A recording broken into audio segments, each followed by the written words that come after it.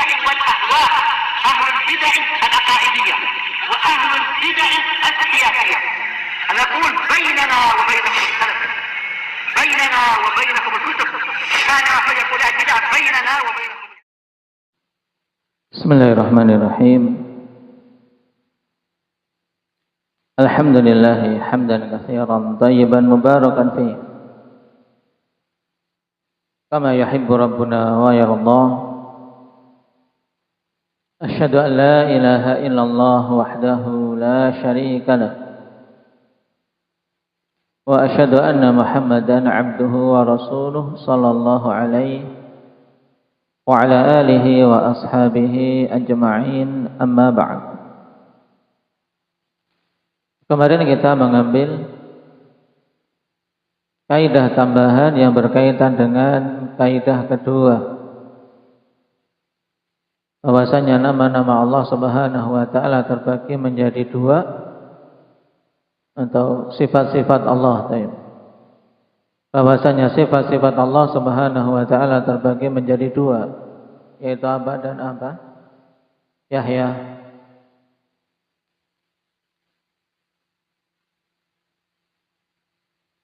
Sifat ubudiyah dan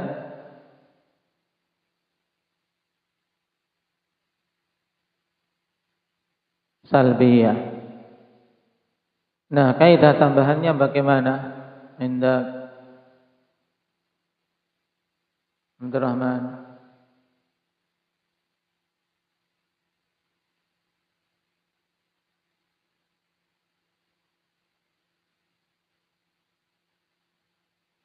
Baik. Dalam menetapkan sifat-sifat, maka asalnya adalah penetapan secara terperinci. Dan dalam menafikan sifat-sifat kekurangan, asalnya adalah dengan menafikan secara global. Sekarang contoh penafian secara global di dalam Al-Quran. Indak ya Badri. Laisa kamitslihi syai'un wa huwa as-sami'ul basir. Pada lafaz laisa kamitslihi syai', di sini nafi secara mujmal. Yang lainnya apa? Hudzaifah. Subhana rabbik, subhanallahi amma yasifun.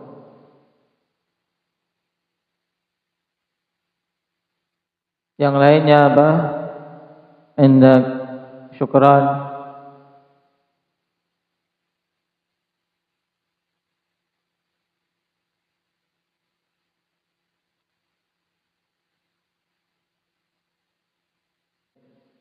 Nah, ayat hal ta'lamu lahu samiyya.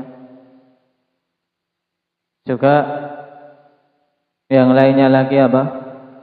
Walam yakul lahu kufuwan ahad. Ini contoh-contoh penafian secara mujmal. Subhana rabbika rabbil izzati amma yasifun. Adapun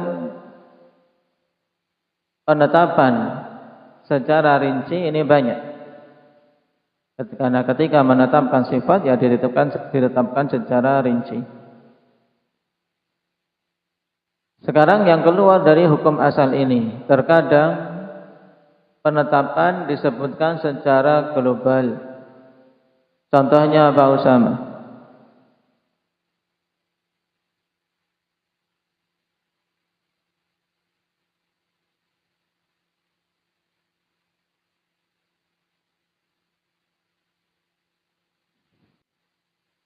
Baik. Naam, alhamdulillahi rabbil alamin walillahil mathalul a'la. Kemudian yang keluar dari hukum asal terkait masalah penafian. Terkadang untuk membantah apa yang dinisbahkan oleh ahli batil kepada Allah Subhanahu wa taala dari sifat-sifat kekurangan, maka Allah Subhanahu wa taala nafikan hal tersebut secara rinci. Contohnya apa, Mujahid? Penafian tapi secara tafsil.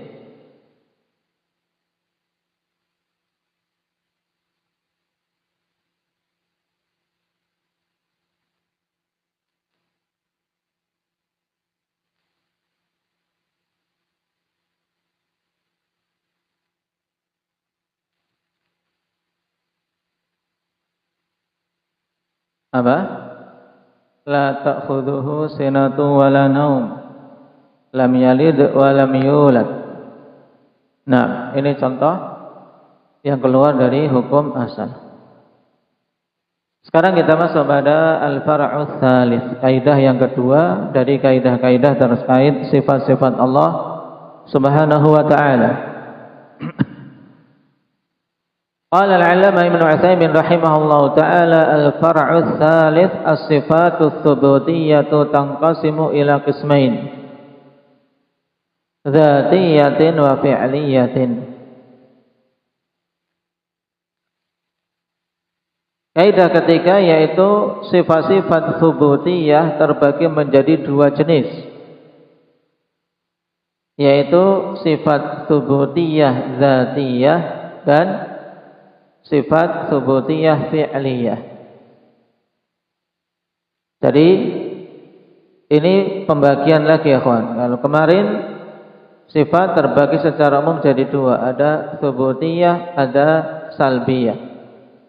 Kemudian sekarang sifat-sifat tsubutiyah terbagi lagi menjadi dua jenis, yaitu dzatiyah dan fi'liyah. Sebelum kita bahas apa itu dzatiyah, apa itu fi'liyah, perlu diketahui bahwasanya pembagian ini tidak dikenal di kalangan para salaf terdahulu, akhwan. Mereka membagi tsubutiyah menjadi dzatiyah dan fi'liyah. Baru muncul di kalangan mutaakhirin. Nah, seperti mulai dari masa Imam Al-Baihaqi, demikian pula Al-Asbahani.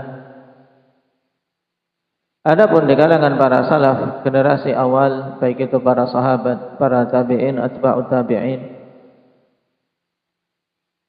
dan a'immah generasi awal, mereka ketika membahas tentang sifat-sifat Allah, mereka menyebutkan secara syarat, yaitu menyebutkan sifat. Sifat disebutkan di antara sifat Allah demikian, demikian, demikian, tanpa menggolong-golongkan apakah sifat yang ditetapkan ini masuk dzatiyah atau fi'liyah. Cuman sebagaimana diterangkan oleh Syekh Ibnu Utsaimin rahimahullahu taala dalam syarah beliau terhadap Al-Qawaidul Muthlah, bahwasanya kalangan mutaakhirin dan terkhusus beliau sendiri mencantumkan pembagian ini karena ada hajah untuk kita memudahkan dalam membantah ahlul bid'ah. Baik. Jadi pembahasan ini akhwan muncul belakangan untuk apa? Untuk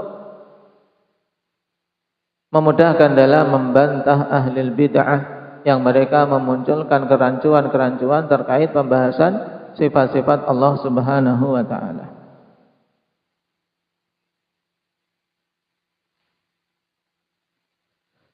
Nah, sekarang apa pengertian dzatiyah atau fi'liyah ini? Qala fadzatiyatu hiya allati lam yazal wa la yazalu muttasifan biha. Yang dimaksud dengan sifat dzatiyah adalah sifat-sifat yang senantiasa dan terus-menerus Allah Subhanahu wa taala bersifat dengannya.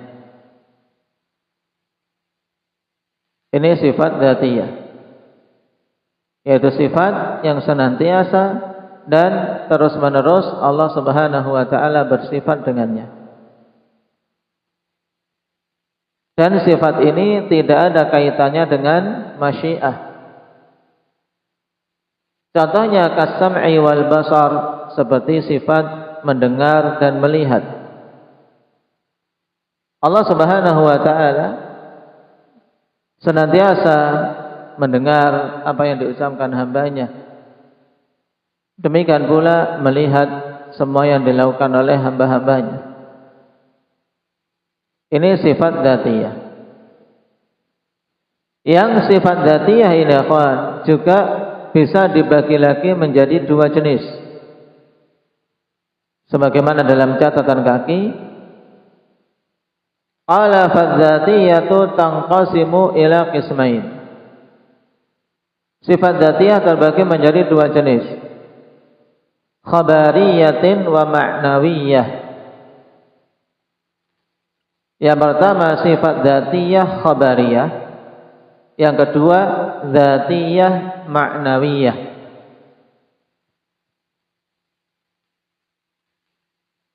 Qala fama nadhiru musammahu ab'adan lana wa ajza'an fahiya khabariyah.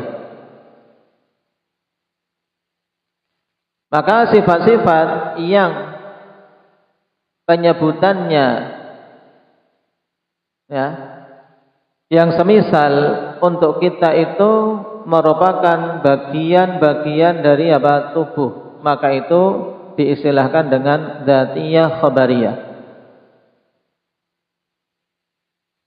Baik. Fama kana nadhiru musammahu ab'adan lana wa ajza'an fahiya khabariyah. Nah, ini harus antum apa? Antum pahami dengan baik, jangan sampai keliru. Karena sifat ini diantara sifat yang ditolak oleh mayoritas ahlul ahwa dari kalangan Mu'attilah dengan semua sempalan-sempalannya. Nah, sifat dzatiyah khabariyah yaitu apa? Sifat-sifat yang penamaannya ya, yang nama sifat itu baik, kalau pada kita ini merupakan bagian-bagian dari tubuh. Kalau kita ya, adapun kalau Allah tidak boleh kita katakan demikian.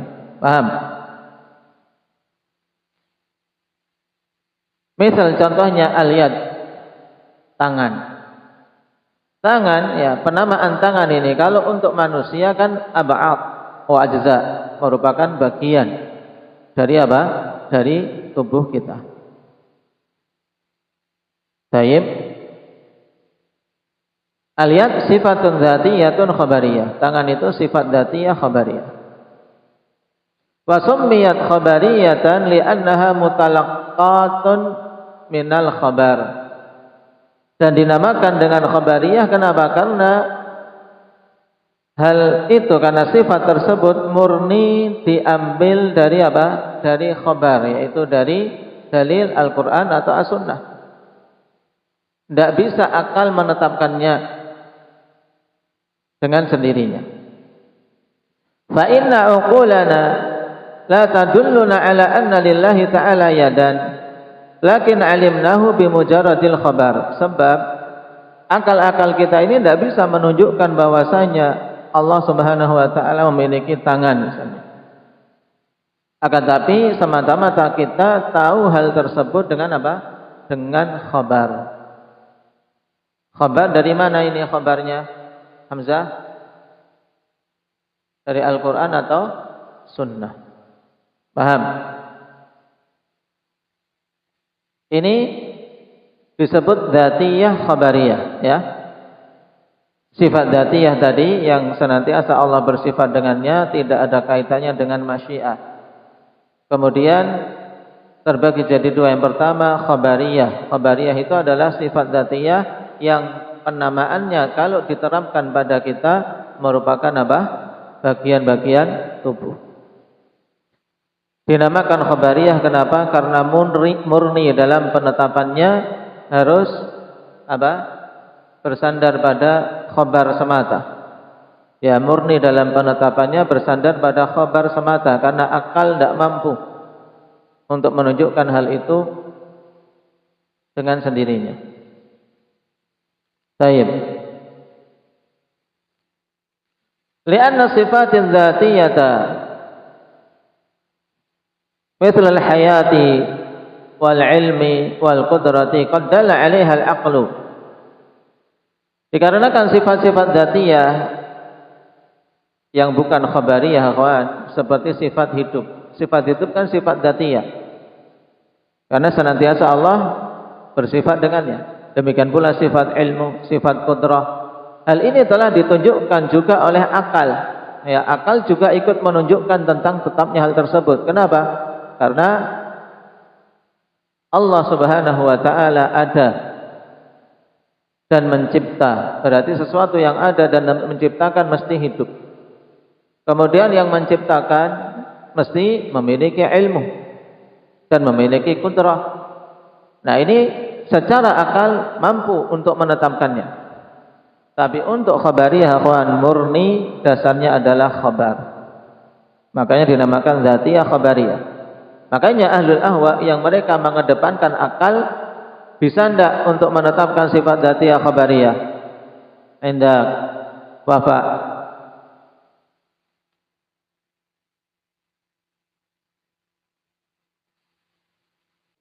Nah, mereka tidak mampu untuk menetapkan sifat ini. Mereka menolak akhwan.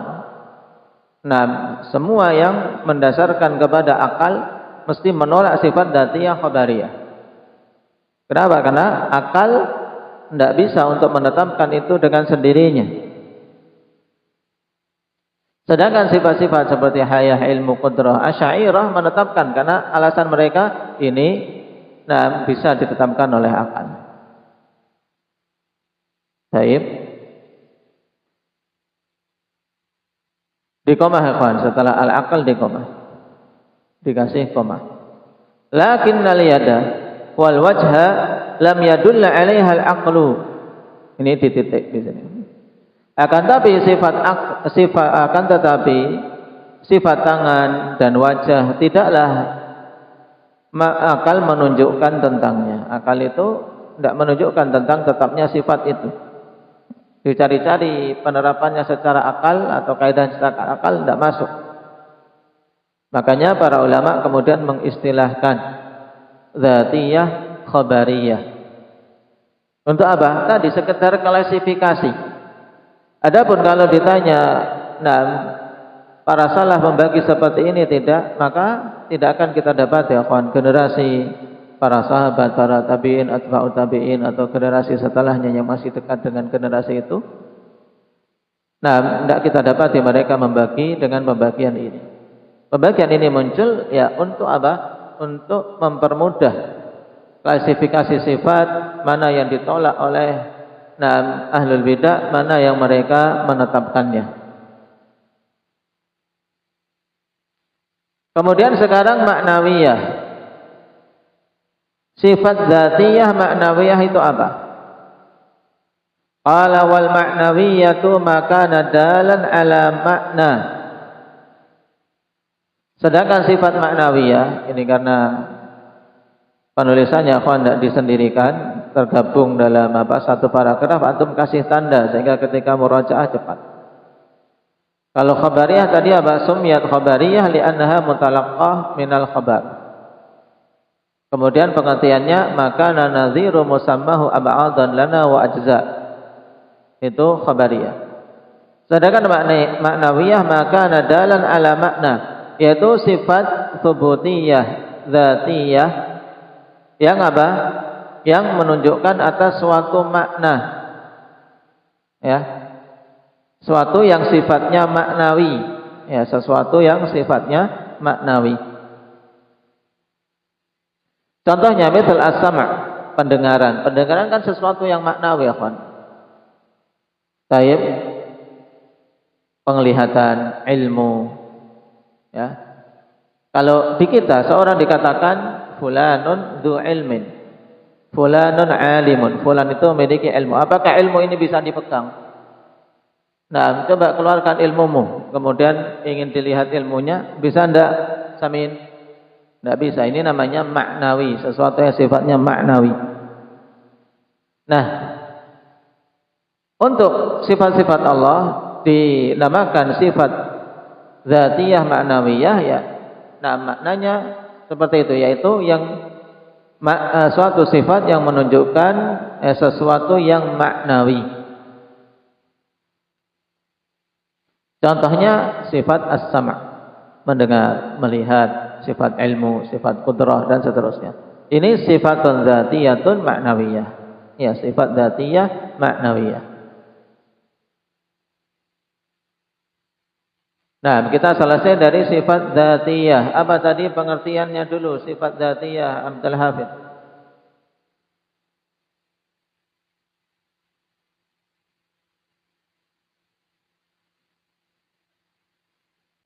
Nah, yaitu sifat yang senantiasa dan terus-menerus Allah Subhanahu wa taala bersifat dengannya, yang tidak ada kaitannya dengan masyiah. Ini dzatiyah. Kemudian sifat dzatiyah terbagi jadi dua. Apa dzikri? Dzatiyah khabariyah dan dzatiyah ma'nawiyah. Baik. Nah, dzatiyah khabariyah ini apa pengertiannya tadi? Muhammad Aceh. Nah, sifat yang penamaannya apabila diterapkan pada kita itu yang semisal dengannya, maka itu adalah bagian dari tubuh. Ya, kalau diterapkan kepada kita dengan nama sifat yang sama, maka bagi kita merupakan bagian dari tubuh. Baik. Tapi tidak boleh kita katakan itu terkait dengan Allah Subhanahu wa taala, paham? Makanya dikatakan di sini musammahu lana, ya, ab'adan wa ajza. Dinamakan khabariyah kenapa? Fatih.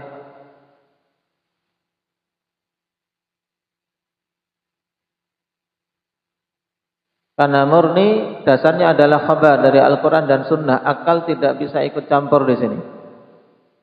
Kemudian sifat dzatiyah yang kedua apa, Fatur? Ma'nawiyah. Maknanya yang menunjukkan atas apa? Sifat yang maknawi. Baik. Seperti apa sifat-sifat maknawi ini? Sama, basar, ilmu, qudrah, dan seterusnya. Baik. Sekarang kita beralih pada sifat yang kedua dari sifat thubutiyah, yaitu wal fi'liyah. Sifat kedua sifat fi'liyah. Hiya allati tata'allaqu bi masyiatihi, yaitu sifat yang berkaitan dengan kehendak Allah Subhanahu wa taala. Hiya allati tata'allaqu bi masyiatihi. Ini sifat fi'liyah, yaitu sifat yang kaitannya dengan masyiah Allah. Masyiah itu kehendak kauniyah. Jadi penamaan yang identik dengan masyiah adalah iradah kauniyah. Jadi iradah kauniyah itu sama dengan masyiah. Sesuatu yang mesti terjadinya.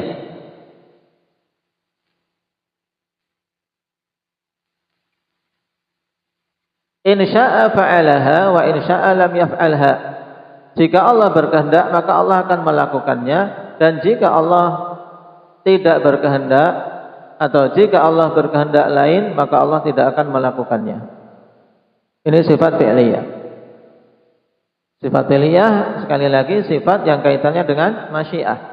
Jika Allah menghendakinya maka akan melakukannya, jika Allah menghendaki lain maka Allah tidak akan melakukannya.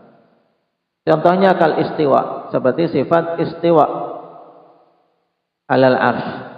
Sifat istiwa di atas arsy ini sifat fi'liyah, kaitannya dengan masyiah. Nah, demikian pula sifat al-maji, sifat datangnya Allah Subhanahu wa taala. Nah, wa jaa rabbuka wal malaku saffan saffa. Nah, kaitannya dengan masyiah. Nah, sifat fi'liyah ini, perhatikan catatan kaki. Wal fi'liyatu tanqasimu ila qismain. Ya, sifat fi'liyah itu terbagi menjadi dua jenis. Yang pertama muta'addiyah, yang kedua lazimah. Muta'addiyah wa lazimah. Hal ini dulu telah kita singgung ketika membahas apa? Nama-nama Allah Subhanahu wa taala. Ya, nama-nama yang terkandung di dalamnya sifat-sifat yang muta'addi dan sifat-sifat yang lazim. Nah, ini di sini sekarang kita membahas pembagian sifat tersebut. Baik. Nah, sifat fi'liyah akhwan terbagi jadi dua jenis, yang muta'addi dan yang lazim. Nah, fal muta'addiyah misal sifat fi'liyah muta'addi. Nah, misal al-khalq, penciptaan. Kenapa? Penciptaan itu kan muta'addi, ada yang diciptakan. Wal i'ta, pemberian, Allah memberi. Di antara nama Allah Subhanahu wa taala Al-Mu'ti. Taib, zat yang Maha Pemberi. Berarti Allah memberi, ada yang diberi. Nah, yang lainnya apa misalnya? Sifat fi'liyah muta'addiyah. Contoh yang lainnya apa? Indak Nasrul.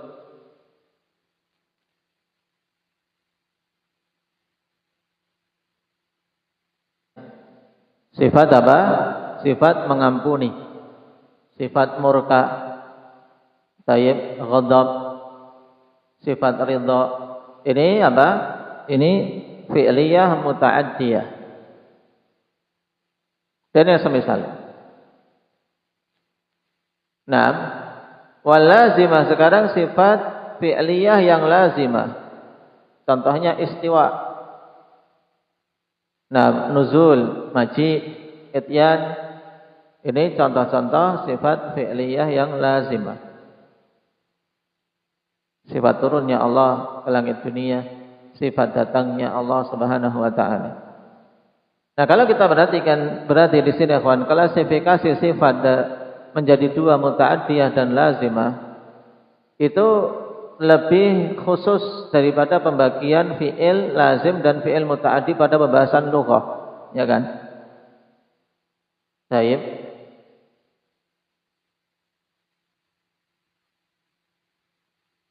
Maka harus diperhatikan.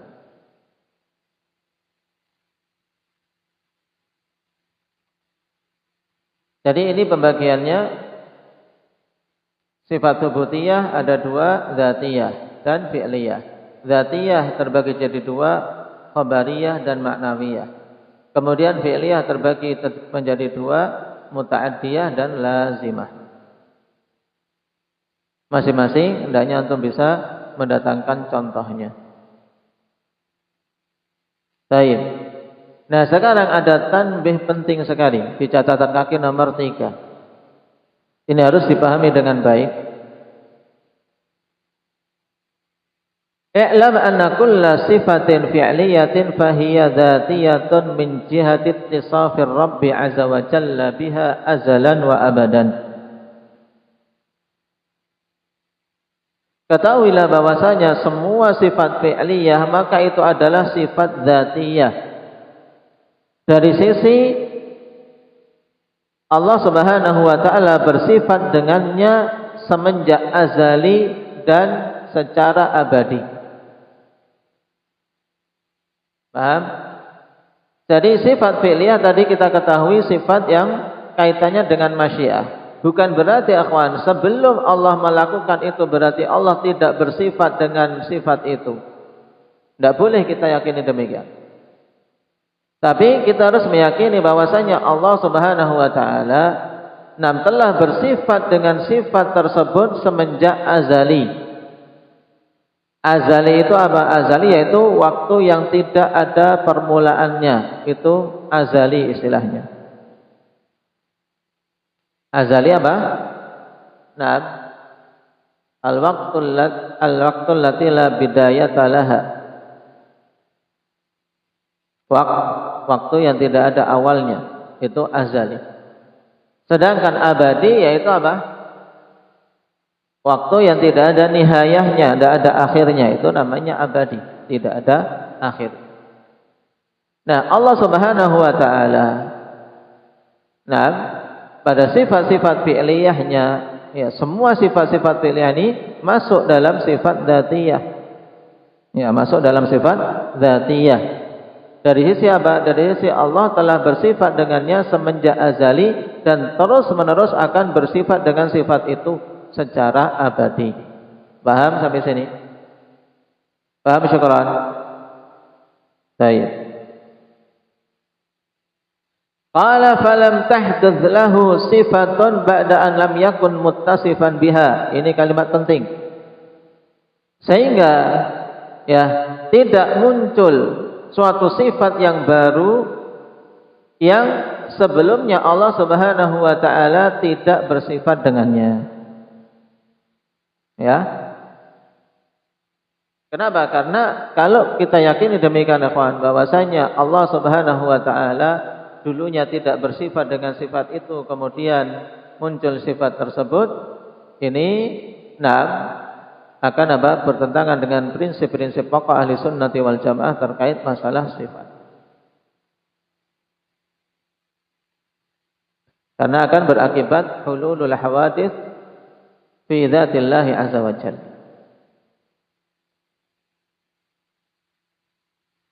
Baik, yang penting antum ingat ini dulu biar enggak pusing memahaminya. Jadi intinya semua sifat fi'liyah masuk dalam sifat dzatiyah. Dari sisi apa? Dari sisi Allah Subhanahu wa taala senantiasa bersifat dengannya semenjak azali dan secara abadi. Baik. Lalu sebenarnya apa perbedaan mendasar antara dzatiyah dan fi'liyah? Kalau sama-sama dzatiyah dan fi'liyah berarti sama-sama Allah senantiasa bersifat dengannya, ya tidak?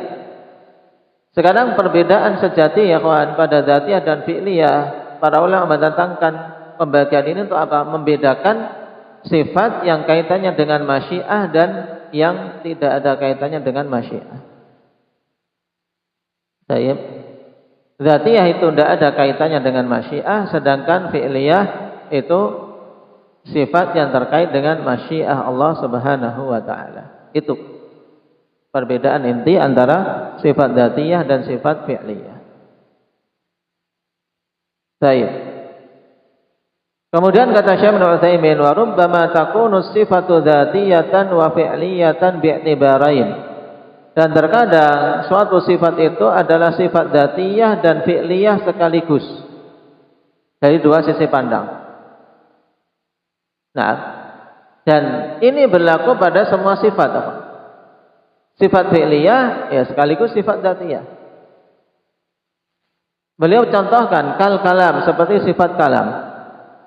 Sifat kalam. Fa innahu bi'tibari asli sifati sifatun dzatiyah. Ya sifat kalam ini akhwan, kalau dilihat dari sisi asal sifat tersebut, maka itu adalah sifat dzatiyah. Kenapa? Kok sifat dzatiyah? Li'anna Allah lam yazal wa la yazalu mutakalliman. Antum komah di situ.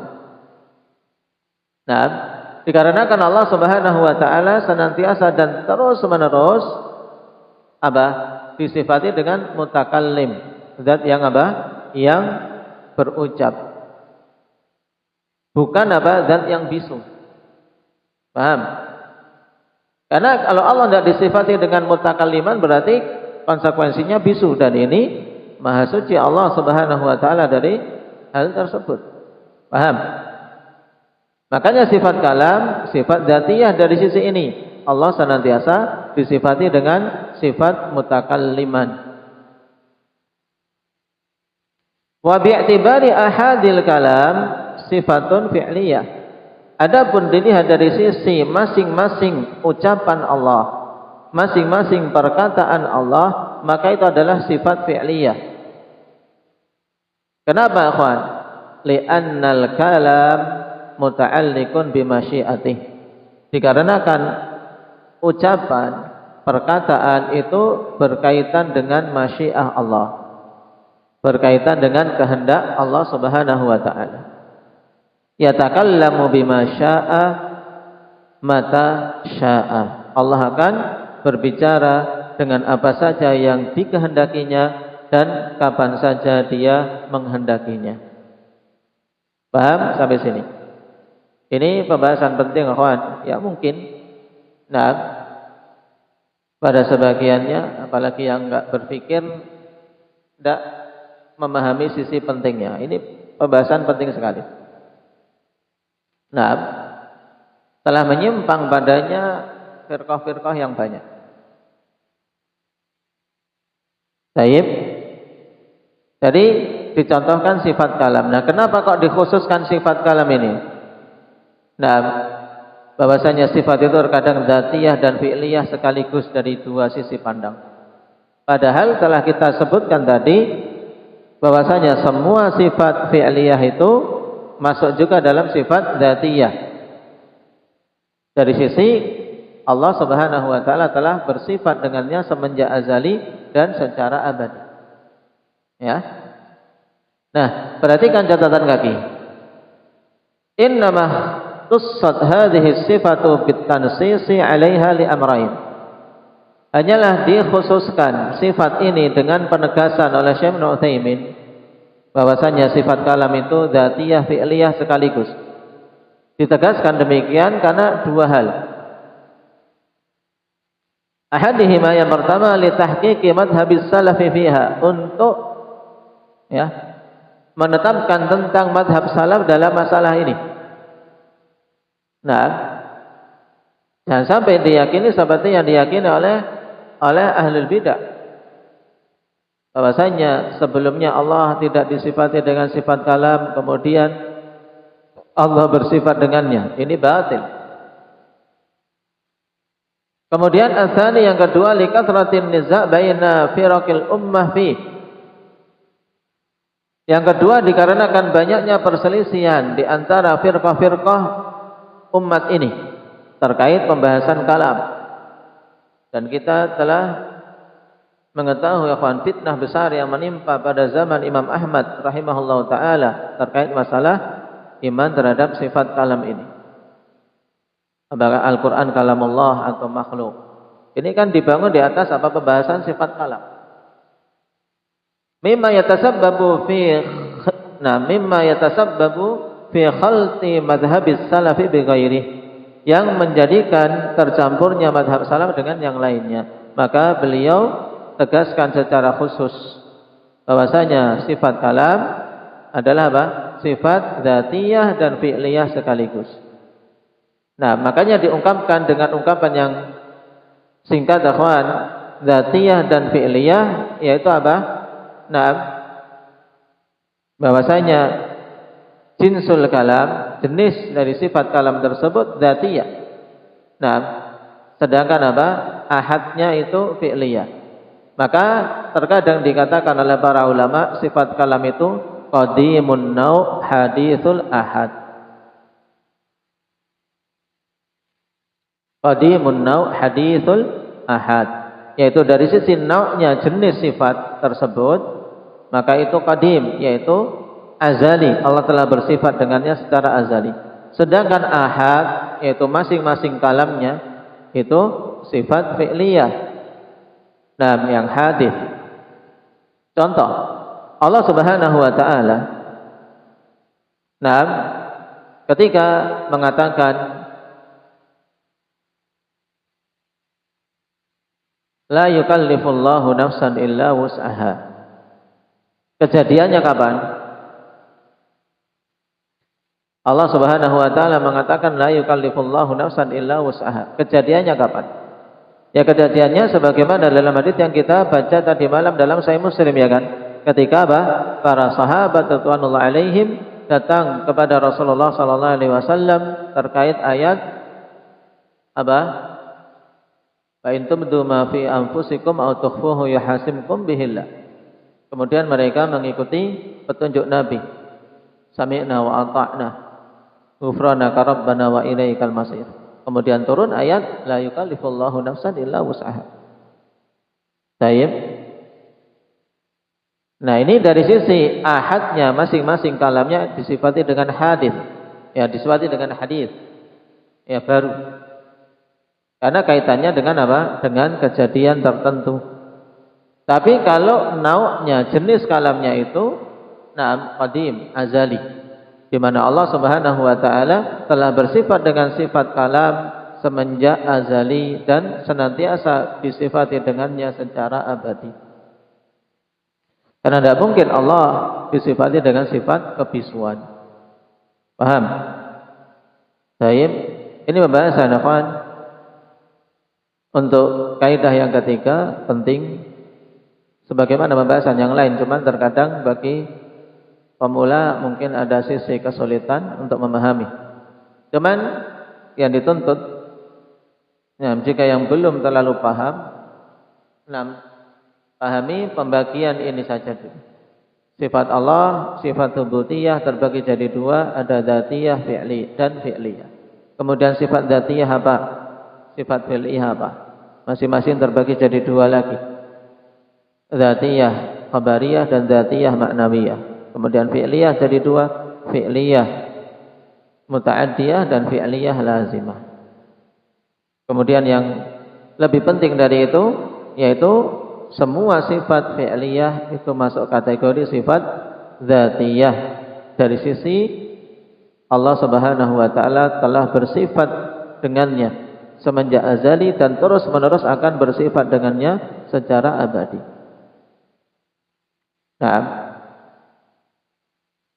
Barakallahu fikum. Naktahi bihadza walhamdulillahi rabbil alamin.